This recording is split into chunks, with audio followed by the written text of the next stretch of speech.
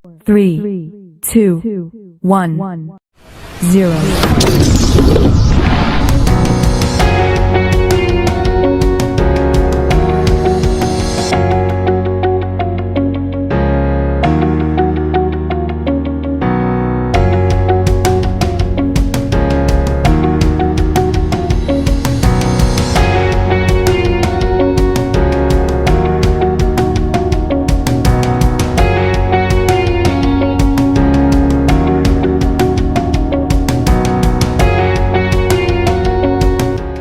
Hari ini kita akan belajar bersama-sama untuk mata pelajaran tematik tema 1, subtema 1 pembelajaran yang keempat untuk adik-adik yang duduk di kelas 4. Mari kita langsung pada materi pembelajarannya. Indonesia juga kaya akan keberagaman kain tradisional.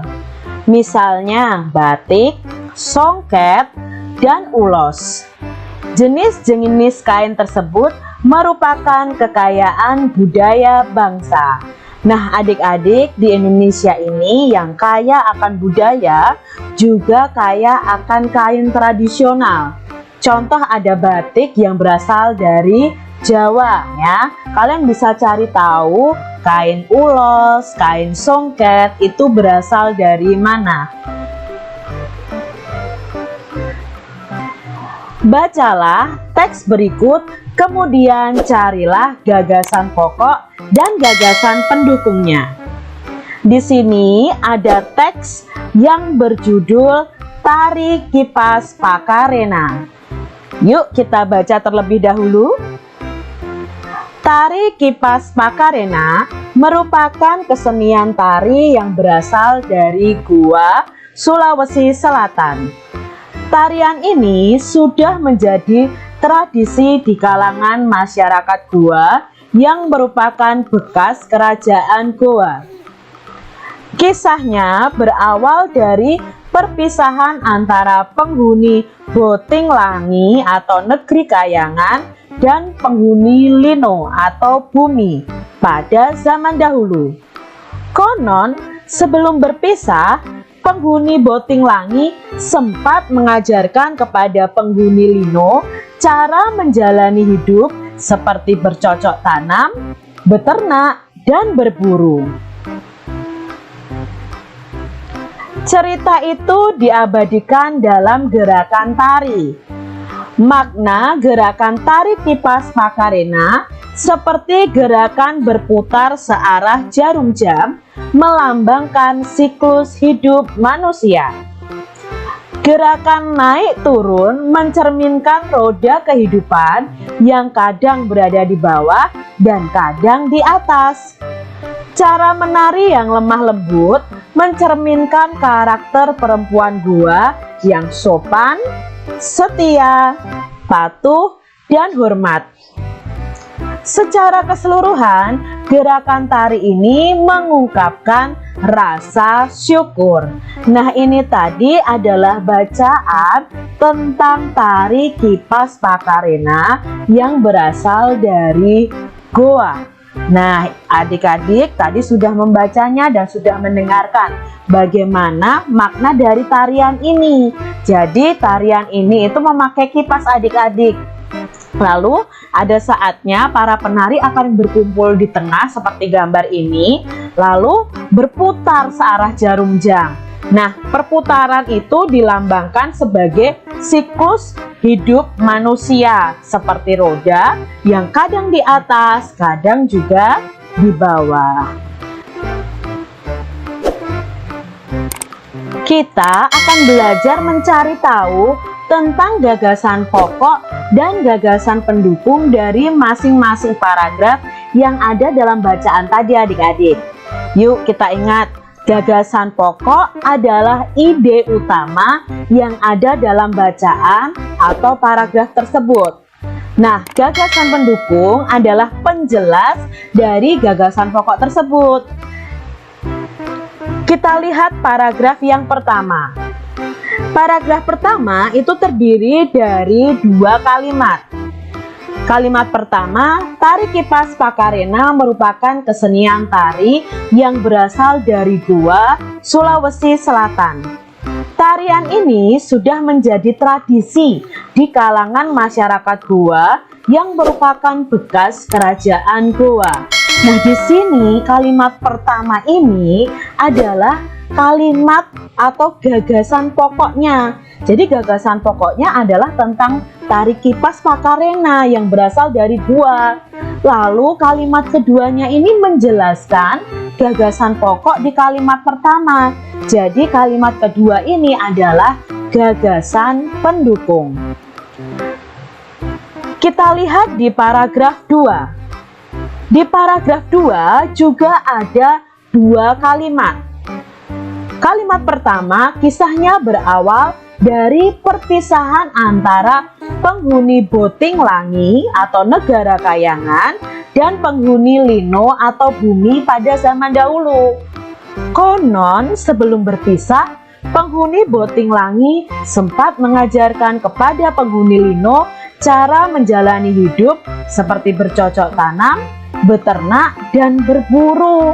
Nah, di sini adalah awal muasal perpisahan antara penghuni Boting Langi dan penghuni Lino. Lalu kalimat keduanya menjelaskan bagaimana kalau si penghuni Boting Langi ini mengajarkan tentang cara menjalani hidup kepada penghuni Lino. Jadi yang kalimat pertama itu gagasan pokok, kalimat kedua itu gagasan pendukung. Seperti yang telah kamu ketahui sebelumnya, kita hidup penuh dengan keberagaman. Di dalam keluarga, hampir semua anggotanya berbeda. Di sekolah, kamu mempunyai teman-teman yang berbeda. Di masyarakat, kamu mempunyai tetangga yang berbeda-beda. Tahukah kamu, perbedaan yang ada di keluarga, sekolah, dan masyarakat akan menjadi indah apabila dilandasi oleh persatuan dan kesatuan. Apa sih sebenarnya makna persatuan dan kesatuan? Nah, kita mau cari tahu nih adik-adik, apa makna persatuan dan kesatuan? Untuk menjawabnya, mari kita lakukan kegiatan berikut ini. Ambil sebuah sapu lidi. Cabut sebatang lidi dari sapu tersebut. Gunakan sapu dan sebatang lidi tersebut untuk menyapu. Lalu bandingkan hasilnya adik-adik. Kira-kira mana yang bisa membersihkan halaman kita? Yang menggunakan sapu yang dari banyak lidi, atau hanya yang sebatang lidi adik-adik? Ya, pastinya akan lebih bersih jika kita menggunakan yang lidinya banyak lalu kita ikat jadi satu itu daripada yang sebatang lidi adik-adik. Lalu apakah maknanya dari percobaan kita? Yuk kita cari tahu. Pada umumnya sapu lidi digunakan untuk menyapu. Bisakah sebatang lidi digunakan untuk menyapu? Tentu saja tidak adik-adik. Lidi dapat digunakan untuk menyapu jika terdiri atas beberapa puluh atau ratus lidi yang diikat cukup erat menjadi satu. Dengan menyatukan lidi-lidi dalam satu ikatan, akan tercipta kekuatan yang besar. Jadi persatuan dan kesatuan dapat diartikan kumpulan bagian-bagian yang dipersatukan. Hal itu merupakan bukti pentingnya kekompakan dalam mewujudkan persatuan. Dengan demikian, persatuan tidak mementingkan kepentingan diri sendiri atau kelompok, tetapi lebih mengutamakan kepentingan umum.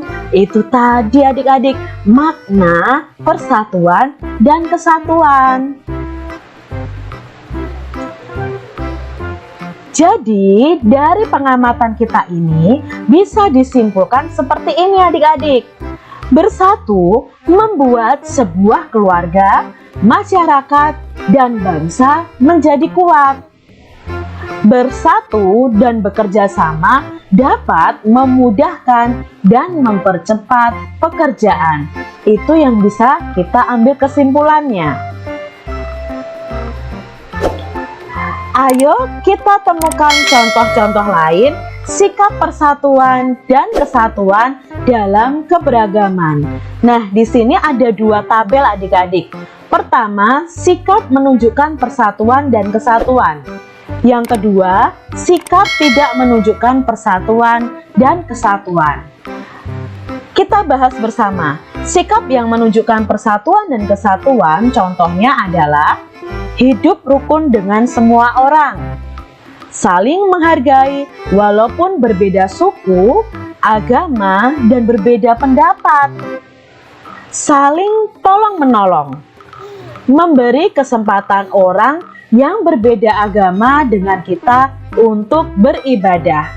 Itu adalah sikap yang menunjukkan persatuan dan kesatuan. Sikap yang tidak menunjukkan persatuan dan kesatuan adalah mengejek orang lain, tidak menghargai, bertengkar karena berbeda pendapat dan ingin menang sendiri, menjelek-jelekan suku dan agama orang lain. Ini adalah sikap yang harus kita hindari karena tidak menunjukkan persatuan dan kesatuan. Nah, itu tadi pembelajaran tematik tema 1 subtema 1 pembelajaran yang keempat untuk kelas 4. Semoga video pembelajaran ini dapat bermanfaat bagi adik-adik semuanya. Dan sampai jumpa lagi di video pembelajaran selanjutnya.